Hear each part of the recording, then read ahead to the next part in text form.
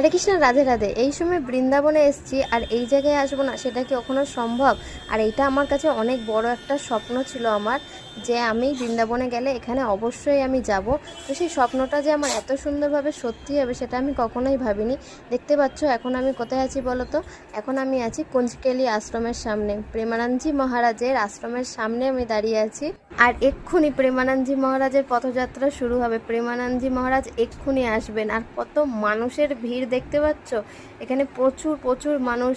সবাই কখন থেকে লাইন দিয়ে দাঁড়িয়েছিল। আমরা সকাল 6টার সময় আর 9টার সময় দর্শন করতে পেরেছি প্রেমানন্দজি মহারাজের একদম সামনাসামনি। যে কি ভালো লাগছে তোমাদেরকে কি বলবো, এটা আমার কাছে অনেক বড় একটা স্বপ্ন ছিল যে আমার যে প্রেমানন্দজি মহারাজের দর্শন করতে যাব। তো একদম আশ্রমের সামনে থেকে দর্শন হয়ে গেছে, খুব সুন্দরভাবে দর্শন হয়েছে। তোমরাও দর্শন করো, দেখো সবার খুব ভালো লাগবে।